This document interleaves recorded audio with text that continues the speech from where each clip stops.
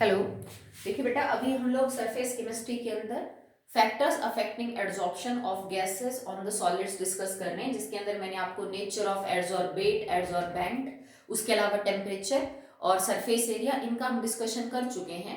तो अगला टॉपिक आपका है दैट इज प्रेशर। तो प्रेशर के का क्या फर्क पड़ता है गैस को सॉलिड पे एड्सॉर्ब करवाने को। ये बात मैंने आपको सॉल्यूशन में भी कही थी कि जब कभी गैसेस इन्वॉल्व होती हैं तो प्रेशर का बहुत ही मार्क्ड इफेक्ट होता है। अगर गैसेस इन्वॉल्व नहीं है, सॉलिड है, लिक्विड है, तो प्रेशर का इतना ज्यादा जो इफेक्ट है वो देखने को नहीं मिलता। ओके, सो प्रेशर का क्या इफेक्ट है? Pressure is directly proportional to the adsorption. जैसे जैसे आप प्रेशर को बढ़ाओगे वैसे वैसे एड्सॉर्प्शन का जो अमाउंट है वो आपको ज्यादा देखने को मिलेगा। If you starting from very low pressure, अगर आप बहुत ही कम प्रेशर से अपनी रीडिंग स्टार्ट कर रहे हो तो जैसे जैसे आप प्रेशर अप्लाई करोगे ज्यादा गैस के ऊपर, वो और ज्यादा एड्सॉर्प्शन शो करेगी। जैसे ये आपका कोई सरफेस है,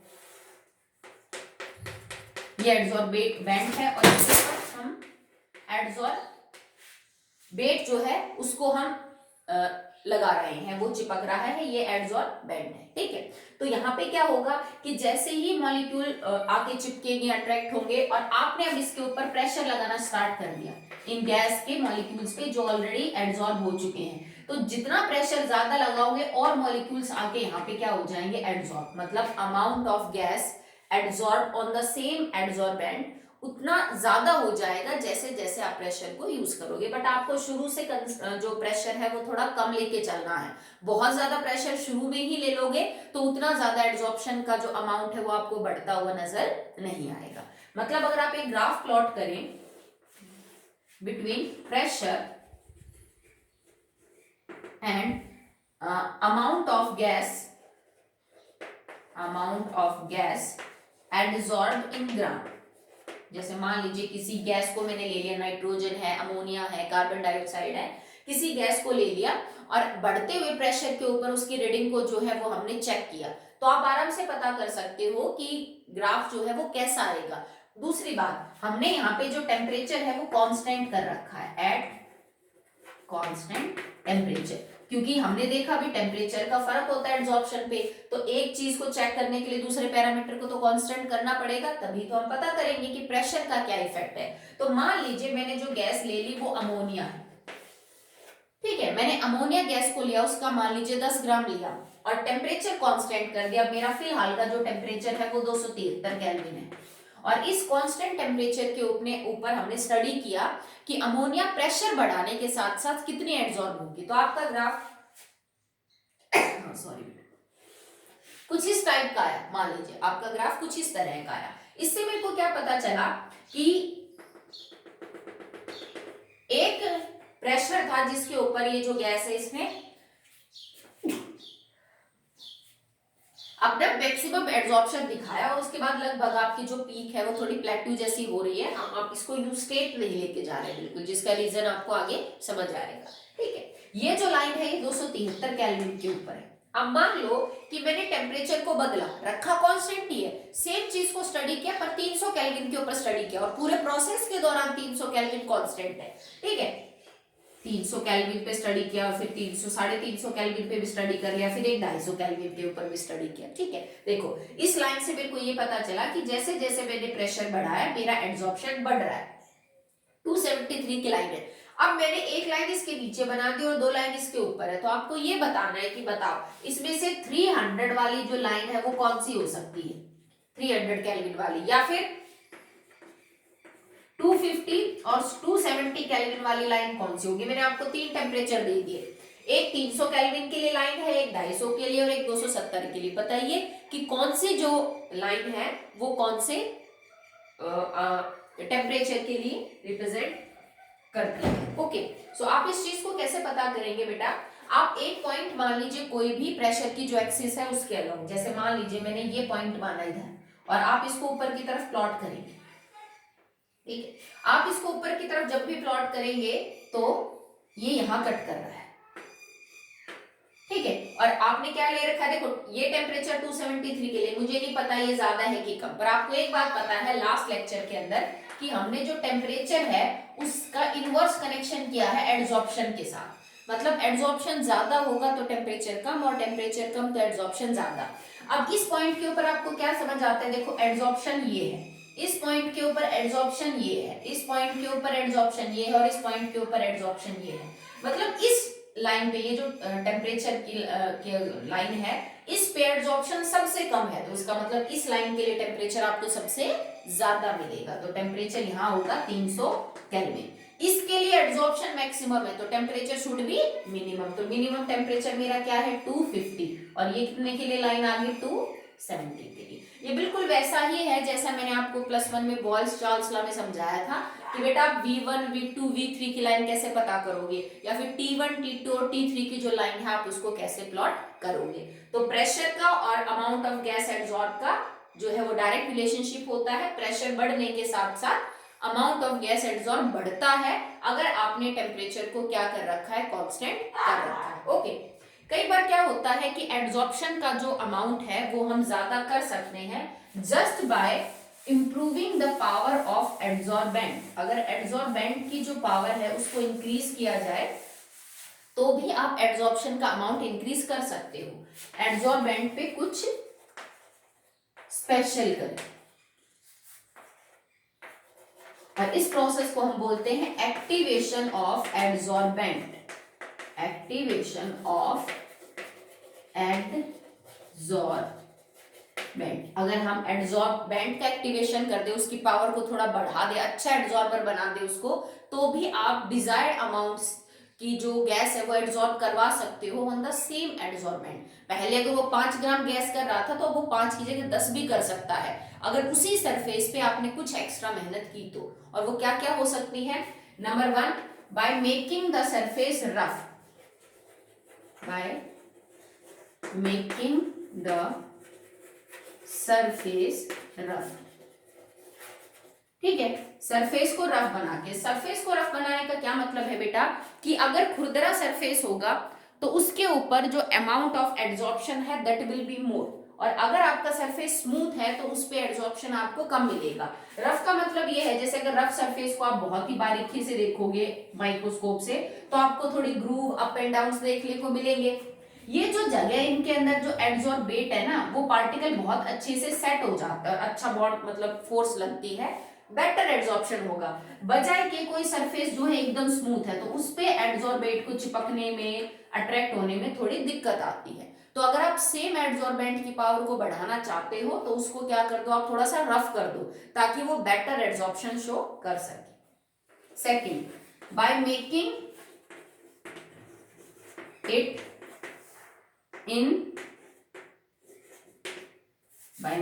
इन पाउडर फॉर्म। आप या फिर उसको सब डिवाइडेड कर दो, ठीक है, जैसे बड़ा टुकड़ा आपके पास है तो आप उसके छोटे छोटे टुकड़े कर दो, उसका पाउडर बना दो ताकि उसका सरफेस एरिया बढ़ाया जा सके। और मैंने पीछे भी बताया आपको कि सरफेस एरिया बढ़ने से हम अमाउंट ऑफ एड्सॉर्प्शन को क्या कर सकते हैं, इंक्रीज कर सकते हैं with the same adsorbent. Okay, now the third is removing of already adsorbed gases। अब मान लो बेटा आपके पास प्लेटिनियम है और आप प्लेटिनियम के ऊपर अमोनिया को एड्सॉर्ब करवाना चाहते हो। वो जो प्लेटिनियम का टुकड़ा है वो आपने बाहर एटमॉस्फेयर में रखा, तो एटमॉस्फेयर में जो हवा है उसमें से कोई ना कोई गैस उसने एड्सॉर्ब कर ही ली होगी, ठीक है, फिजिकल एड्सॉर्प्शन हो ही गया होगा। तो अगर आप उस पर अब अमोनिया एड्सॉर्ब करवाओगे तो अमोनिया गैस को उतना सरफेस अवेलेबल नहीं मिलेगा जितना मिलना चाहिए, क्योंकि कुछ जगह तो एयर में से किसी गैस ने वहां पे ब्लॉक कर ली। तो जितना सरफेस अवेलेबल होना चाहिए था प्लेटिनियम के ऊपर अमोनिया के लिए उतना अवेलेबल नहीं होगा। अगर सरफेस एरिया घट गया अमोनिया के लिए तो अमाउंट ऑफ एड्सॉर्प्शन भी घट जाएगा। तो आप एक काम करिए, जो अनडिजायर्ड गैस है जो पहले से एड्सॉर्ब हो चुकी हैं आपके एड्सॉर्बेंट के ऊपर, आप उनको पहले निकाल दीजिए और सरफेस को बेयर कर दीजिए, बिल्कुल साफ कर दीजिए उसको अपने डिजायर्ड गैस के एड्सॉर्प्शन के लिए। और ऐसा करने के लिए आप उसको हीट कर सकते हैं, एड्सॉर्बेंट को टेम्परेचर दे दीजिए, आप प्लेटिनियम को अच्छा सा गर्म कर लीजिए। तो जब तुम गर्म करोगे तो जो पहले से एड्सॉर्ब हो चुकी गैसेज है वो अपनी जगह छोड़ के चली जाएंगी और आपको एकदम क्लियर सरफेस मिलेगा अमोनिया के एड्सॉर्प्शन में। ओके, तो वहां से भी हम सेम एड्सॉर्बेंट की पावर को क्या कर सकते हैं बेटा, इंक्रीज कर सकते हैं। तो ये यहां तक पढ़ा हमने कि what are the factors that can influence the amount of adsorption. अब हम अगला टॉपिक करेंगे the types of adsorption.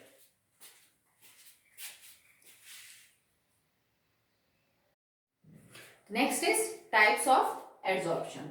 Adsorption basically दो टाइप का होता है, इससे पहले हम एक और क्लासिफिकेशन कर चुके हैं बेटा, पॉजिटिव एंड नेगेटिव एड्सॉर्प्शन। इसके अलावा ये मेन टाइप है chemical and physical adsorption. Physical adsorption को हम वंडरवाल एड्सॉर्प्शन भी बोलते हैं और केमिकल एड्सॉर्प्शन को हम लैंगमुइर एड्सॉर्प्शन भी बोलते हैं। It is also known as physisorption और उसको हम कीमोसॉर्प्शन भी बोलते हैं। ओके, अब फिजिकल एड्सॉर्प्शन में क्या होता है, जैसा कि नाम से ही पता चल रहा है, इसमें एड्सॉर्बेंट और एड्सॉर्बेट के बीच में सिर्फ वीक वंडरवाल फोर्स होती है। ठीक है, कि एड्सॉर्बेंट के ऊपर एड्सॉर्बेट कमजोर वंडरवाल फोर्स से आके जुड़ जाता है, बस। It is a physical change, ये फिजिकल चेंज है, इसमें कोई नई चीज नहीं बढ़ती। आपने 9th में पढ़ा ना बेटा, फिजिकल चेंज जिसमें कोई नई चीज की फॉर्मेशन नहीं होती। तो इसमें बस एड्सॉर्बेट एड्सॉर्बेंट के ऊपर आके वीक वंडरवाल फोर्स के थ्रू चिपक जाता है, कोई नया कंपाउंड वगैरह कुछ नहीं बनता, कोई केमिकल चेंज नहीं होता। It is just a physical change. Okay, इसमें जो अमाउंट ऑफ हीट रिलीज होगी, क्योंकि मैंने आपको बोला था एब्जॉर्प्शन इज एक्सोथर्मिक, हमने प्रूव किया था कि डेल एच नेगेटिव होती है इस केस में, तो जो हीट बाहर निकलेगी वो कम होती है, क्योंकि कुछ केमिकल चेंज तो हो नहीं रहा, उसी में हीट एब्जॉर्ब और वो ज्यादा होता है। ये फिजिकल चेंज है, तो del H is very low, जिसको हम बोलते हैं एंथैल्पी ऑफ एड्सॉर्प्शन, एड्सॉर्प्शन में निकलने वाली हीट या फिर हीट ऑफ एड्सॉर्प्शन। ठीक है, वो काफी लो होगी, लगभग 20 से 40 किलोजूल पर मोल के आसपास मिलेगी। Okay, this type of adsorption increase with increase surface area, मतलब सरफेस एरिया से ये एड्सॉर्प्शन डायरेक्टली रिलेट करेगा and with pressure also.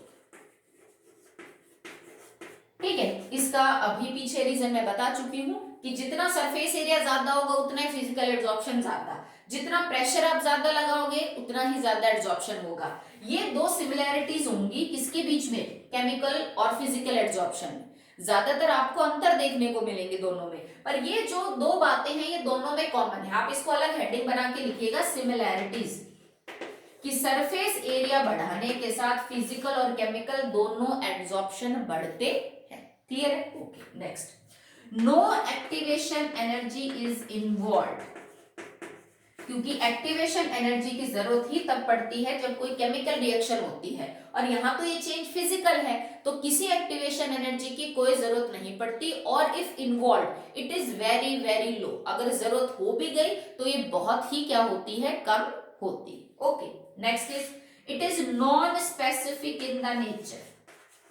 Non specific का मतलब है कि कोई यूनिक, क्योंकि खास एड्सॉर्बेट चाहिए और खास एड्सॉर्बेंट चाहिए, मतलब एक पर्टिकुलर एड्सॉर्बेंट के लिए एक पर्टिकुलर एड्सॉर्बेट होना चाहिए, नहीं। फिजिकल एड्सॉर्प्शन के अंदर कोई ना कोई एड्सॉर्बेट किसी ना किसी एड्सॉर्बेंट के ऊपर एड्सॉर्ब हो ही जाएगा, या फिर यूं समझ लो कि किसी एड्सॉर्बेंट के ऊपर लगभग हर एड्सॉर्बेट एड्सॉर्ब हो जाता है, थोड़ा या ज्यादा। तो कोई स्पेसिफिक नहीं है कि इसके ऊपर तो यही एड्सॉर्ब होगा, इसके ऊपर ये नहीं होगा। फिजिकल थोड़ा बहुत सब शो करते हैं।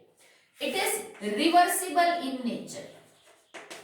रिवर्सिबल इन नेचर का क्या मतलब है, अगर इस एड्सॉर्बेंट के ऊपर ये एड्सॉर्बेट आके चिपक गया तो आप इसको थोड़ा गर्म कर दीजिए, प्रेशर को कम कर दीजिए, ये एड्सॉर्बेट यहां से चला जाएगा और सरफेस अलग हो जाएगा, मतलब डिसॉर्प्शन हो जाएगा। तो इसके अंदर आप प्रोसेस को उल्टा कर सकते हो। अगर आपने प्रेशर को बहुत ज्यादा करके, टेम्परेचर को बहुत कम करके कोई एड्सॉर्बेट एड्सॉर्बेंट पे के ऊपर चिपका दिया, तो अब आप प्रेशर को लो कर दीजिए, टेम्परेचर को हाई कर दीजिए, तो वापस से एड्सॉर्बेट अलग और एड्सॉर्बेंट अलग हो जाएंगे। Okay, next, it is unilayer formation. इसमें यूनिलेयर बनती है। यूनिलेयर का मतलब क्या है, सॉरी मल्टीलेयर, मल्टीलेयर। मल्टीलेयर से क्या मतलब है, मान लो कि एड्सॉर्बेंट के ऊपर एड्सॉर्बेट की एक लेयर बन गई, परत जमा ली उन्होंने, और इस परत के ऊपर फिर दूसरी परत बन सकती है, और दूसरी परत के ऊपर फिर तीसरी परत। मतलब ये नहीं है कि एक बार सारा सरफेस अगर कवर कर लिया एड्सॉर्बेंट का एड्सॉर्बेट में तो उसके बाद और कुछ नहीं होगा, एड्सॉर्प्शन खत्म, नहीं। अगर एक पूरी लेयर बिछ चुकी है एड्सॉर्बेट की एड्सॉर्बेंट पे, तो उसी लेयर के ऊपर दूसरी, दूसरी के ऊपर तीसरी, तीसरी के ऊपर चौथी बनती चली जाएगी, क्योंकि इनके बीच में सिर्फ वंडरवाल फोर्स ही तो रेस्पॉन्सिबल है। भाई फिजिकल में वंडरवाल फोर्स होती है और वो तो हर पार्टिकल के बीच में एग्जिस्ट करती है, तो it is multi molecular type, इसमें बहुत ज्यादा क्या है लेयर्स बन सकती है। तो ये बेसिकली हमने पॉइंट्स पढ़े कि फिजिकल एब्जॉर्प्शन में क्या क्या चीजें होती हैं। अगर एक दो कोई छूट गया होगा तो हम उसको आगे डिस्कस करेंगे तो आ जाएगा। अब हम बात करते हैं अबाउट द केमिकल एब्जॉर्प्शन। जैसा कि नाम से ही पता चल रहा है, केमिकल एब्जॉर्प्शन में केमिकल बॉन्ड फॉर्मेशन होती है, ठीक है। यहाँ पे केमिकल बॉन्ड बनेगी बेटा, मतलब अब एड्सॉर्बेट और एड्सॉर्बेंट के बीच में केमिकल बॉन्ड्स बनेंगे, okay, and this is a chemical change. अगर केमिकल बॉन्ड ही बन गए तो इसका मतलब ये चेंज कैसा है, केमिकल है। इसमें केमिकल चेंज होता है, एड्सॉर्बेट और एड्सॉर्बेंट आपस में आते हैं, एक दूसरे के साथ बॉन्ड बनाते हैं, रिएक्शन करते हैं। It is highly specific in the nature. ये स्पेसिफिक है, क्यों स्पेसिफिक है, क्योंकि ये सिर्फ वो एड्सॉर्बेट और एड्सॉर्बेंट कर सकते हैं जिनमें ये टेंडेंसी हो कि वो आपस में आके रिएक्ट कर सके। जैसे कि मान लो कि मैंने कोई मेटल को एज ए एड्सॉर्बेंट ले रखा है, तो इस पे oxygen gas, hydrogen gas chemical adsorption दिखा सकती है। क्यों दिखा सकती है, क्योंकि हाइड्रोजन और ऑक्सीजन मेटल के साथ रिएक्ट करके हाइड्राइड और ऑक्साइड बना सकती है, ओके। मान लो ये सरफेस मेटल की जगह कार्बन का हो और मैं इसके ऊपर ऑक्सीजन को एड्सॉर्ब कर रहा हूं, तो कार्बन या तो कार्बन मोनोऑक्साइड या डाइऑक्साइड बना सकता है। तो केमिकल एड्सॉर्प्शन तभी होता है जब एड्सॉर्बेट और एड्सॉर्बेंट के अंदर रिएक्शन करके कोई कंपाउंड बनाने की टेंडेंसी हो। इसलिए ये सेलेक्टेड चीजों के साथ होगा, इसमें तो किसी के साथ भी हो जाता है, ठीक है। तो it is highly specific in the nature, okay. Now it is irreversible. Irreversible क्यों है भाई, अगर एक बार किसी ने रिएक्ट करके प्रोडक्ट बना लिया तो आप उसको वापस नहीं कर सकते। भाई कार्बन ने ऑक्सीजन के साथ रिएक्ट करके कार्बन डाइऑक्साइड बना लिया तो अपने आप थोड़ी ना कार्बन और ऑक्सीजन में अलग हो जाएगा। It is irreversible in nature. यहाँ पे जो डेल एच है, the amount of heat release in the adsorption is very high, क्योंकि रिएक्शन हो रही है ना, तो अमाउंट ऑफ हीट ज्यादा है जिसको हम हीट ऑफ एड्सॉर्प्शन बोलते हैं। वो लगभग 200 से 400 किलो जूल पर मोल के आसपास होती है, okay. Now activation energy. Activation energy यहाँ पे इन्वॉल्व होगी, क्यों, क्योंकि हम यहाँ पे केमिकल रिएक्शन की बात कर रहे हैं, यहाँ पे एक्टिवेशन एनर्जी का रोल होगा, okay. This is unilayer formation. इसमें यूनिलेयर बनेगा। यूनिलेयर क्यों बनेगा, क्योंकि बॉन्ड सिर्फ एड्सॉर्बेट और एड्सॉर्बेंट के बीच में बन सकता है। एक लेयर बनने के बाद जो दूसरी लेयर बढ़ेगी इसमें तो बॉन्ड एड्सॉर्बेट और एड्सॉर्बेट के बीच बनेगा, जो कि पॉसिबल नहीं है।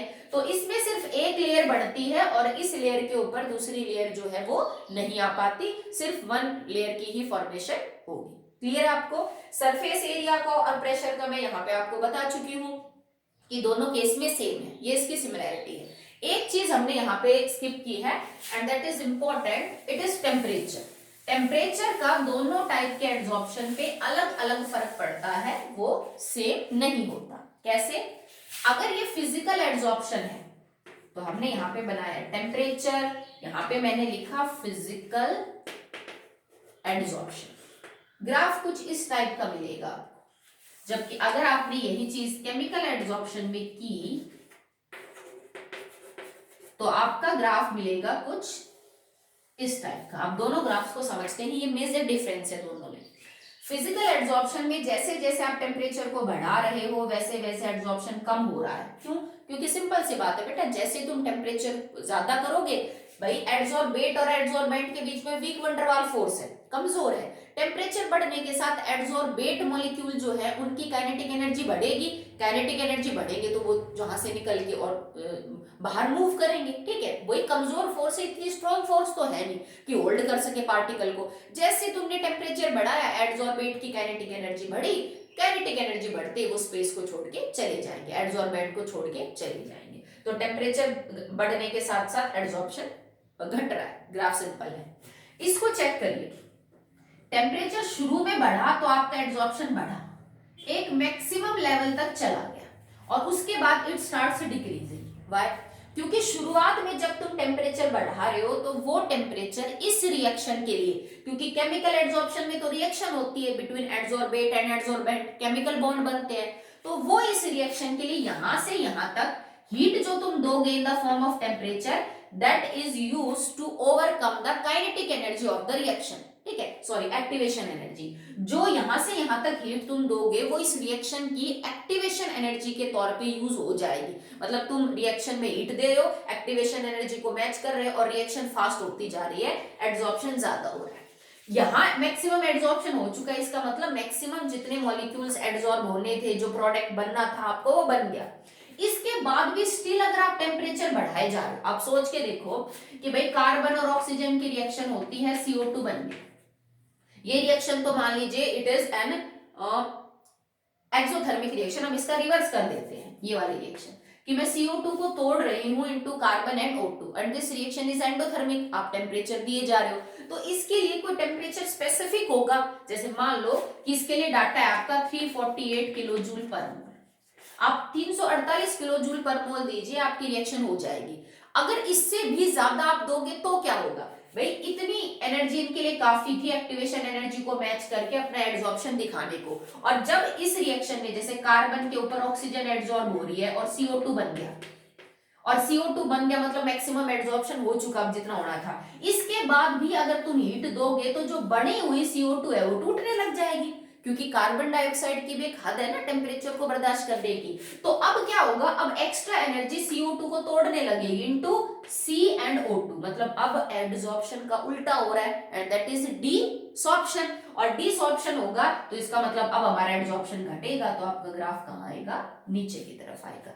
क्या मतलब हुआ कि शुरुआत में जो टेम्परेचर बढ़ेगा वो रिएक्शन की एक्टिवेशन एनर्जी को कंपनसेट करेगा, पर और भी ज्यादा टेम्परेचर बढ़ाओगे तो जो बना हुआ प्रोडक्ट है आपका एड्सॉर्प्शन के थ्रू वो टूटने लग जाएगा और क्या हो जाएगा, डिसॉर्प्शन, क्योंकि अब इसके बॉन्ड ब्रेक होने लग जाएंगे जो आप हीट सप्लाई कर रहे हो उससे। इसका मतलब अगर कोई गैस लो टेम्परेचर पे फिजिकल एड्सॉर्प्शन शो कर रही है तो वही गैस हाई टेम्परेचर के ऊपर क्या कर सकती है, बताइए। लो टेम्परेचर के ऊपर कोई गैस फिजिकल एड्सॉर्प्शन शो करेगी तो हाई टेम्परेचर पे that gas can show chemical adsorption, क्योंकि देखो हाई टेम्परेचर पे केमिकल एड्सॉर्प्शन जो है वो बढ़ सकता है, पर अगर आपको फिजिकल एड्सॉर्प्शन अच्छा करवाना है तो टेम्परेचर शुड बी लो। जैसे फिजिकल एड्सॉर्प्शन के लिए टेम्परेचर शुड बी लो, तो same gas at low temperature can be physically adsorb on the same adsorbent, और वही गैस हाई टेम्परेचर पे क्या हो जाएगी, केमिकली